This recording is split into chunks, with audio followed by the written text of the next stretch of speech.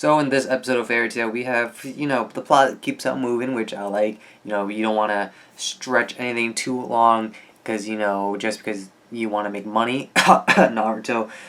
So yeah, we got friggin' the councilman locating Jalal, and the fight between Jalal and the Horatio Sis continues, and it kind of ends, but they still have some explaining to do, which I was hoping they'll get to in this episode, and I'm gonna let you guys know what happened and how Jalal survived, certain events. Then we have, Erza still being tortured, Natsu and Lisana meeting Silver. I was about to say another character's name anyway. And then we have Elfman, about to blow up he does blow up Fairy Tail, and does Fairy Tail survive? If you watch the preview and if you know the manga, well, you already know the answer.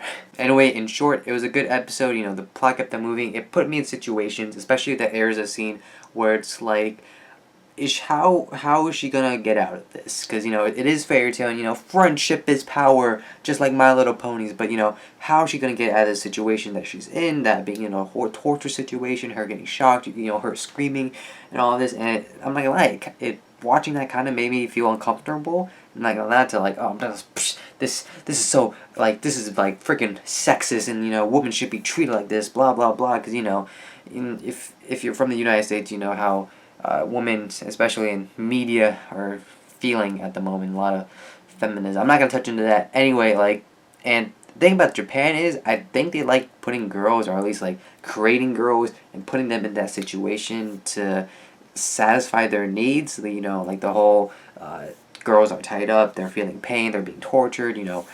I don't know what Japan has, what their problem is about that situation. I mean, maybe they're the type of people that likes 50 Shades of Grey, but then again, that's just a horror movie within it itself. Anyway, regardless, that Erza scene, very uncomfortable, but it's uncomfortable in both a good way and a bad way. In a bad way, you feel bad for Erza, and you don't like her being in that situation, because as an audience, we're constantly seeing Erza in a situation where she's in charge. She has the power. If anything, she's just being beaten, right? Like in the Grand Magic Games, her and Minerva, she was being beaten. Not like Lucy beaten, but she was taking a punch and here and there. But in this situation, she's absolutely helpless. Anyway, moving on, the Jalal versus the Horatio Sis fight.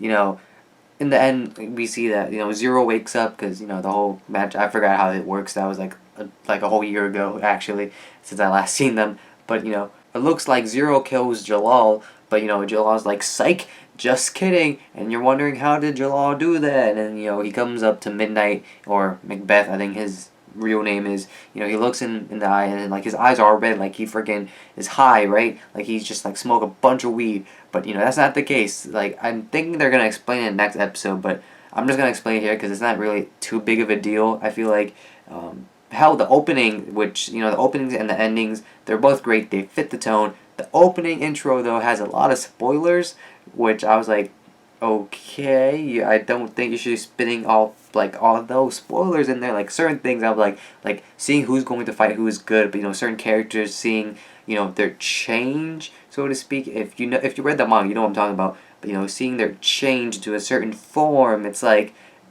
not supposed to be a surprise. It's supposed to be really dope. But they kind of ruin it. But you don't get to see the transformation happen in the opening. We see a certain character being there in the transformation, that is. And going back to Jalal, what he did was he damaged his eyes, right? He made himself go blind, and that way he wouldn't be affected by Midnight's nightmare thing. And it works, but now he's blind, and you kind of see that in the opening too, which like I said, the opening spoils it, but it's a good song. I liked it. In the ending, I didn't really like the song too much because most of the ending songs in Fairy Tail are more poppy and more J-poppy, I guess is the good adjective to use. I don't know, but this one, it's still J-pop, right? But it was more slower and less pace or less beats per minute, and it definitely fits the tone and where the show is going to go. Anyway, the chairman, he's able to get the key that Jalal had, which is in his body. I'm assuming, or something his body is the key, so he gets it from Jalal, transfers himself using his magic, and he keeps on doing this throughout the whole episode. It's my magic. I'm like, do you have magic or not? Why are you emphasizing? It's are you cheating the system? But he ends up switching it, and then Kyoko's like, whoa, looks like we don't need you now. Whoosh. And what's his name? Fran something. He's like, we kind of needed him to activate face, and Kyoko's like, son of a bitch. But huge Game of Thrones spoilers from season 5. Just like Jon Snow, the chairman isn't done just yet.